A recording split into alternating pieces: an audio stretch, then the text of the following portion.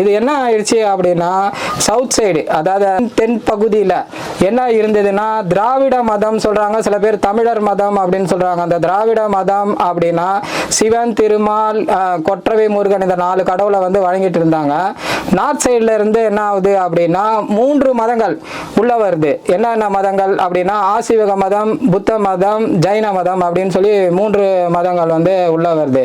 இதுல ஆசீவக மதமும் சவண மதமும் ஒரே கோட்பாடு இருக்கிற காரணத்தால் என்ன ஆயிடுது அப்படின்னா அந்த ஆசீவக மதம் வந்து சமண மதத்தோட பாதி பேர் சேர்ந்துடுறாங்க.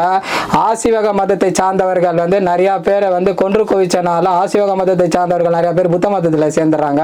ஃபர்ஸ்ட் ஆசீவக மதம் வந்து முழுசா அழிஞ்சு போச்சு. அடுத்து புத்த மதம் வருது. அந்த புத்த மதம் என்ன ஆகுது அப்படின்னா அது மக்களோட மக்களா இருக்குது, ஊர் மக்களோட இருக்குது. அரசர்கள், பணம், பதவி, அதிகாரம் படைத்தவர்களோட சேர்ந்து இருக்கிற காரணத்தால் அது வளர்ச்சி அடைஞ்சு போயிட்டே இருக்குது. ஒரு காலகட்டத்தில் அந்த மதமும் அழிஞ்சு போய் சமண மதம் வந்து உச்சத்தில் இருக்கு. சமண மதம் வந்து இருந்த காலத்தில் அதோட போட்டி போட்ட மதங்கள் அப்படின்னா வைதிக மதம் என்று சொல்லப்படக்கூடிய பிராமணிய மதம்.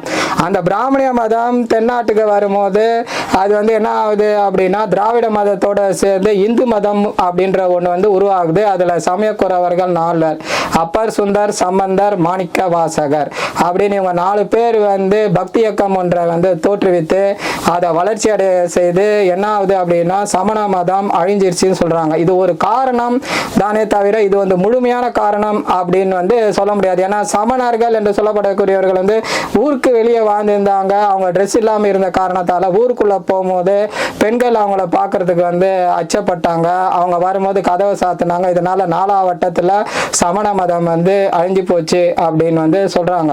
ஸோ சமணர்கள் வாழ்ந்த இதற்கான சான்றுகள், சாட்சிகள் எல்லாம் இப்போ இந்த ஊர்ல வந்து கிடைச்சிருக்குது. இது எந்த ஊர் அப்படின்னா தென்காசி மாவட்டம். தென்காசி மாவட்டத்தில் விந்தணு கோட்டைக்கு செல்லும் வழியில ஒரு பெரிய மலையில இந்த சமணர் படுக்கையை கண்டுபிடிச்சிருக்காங்க.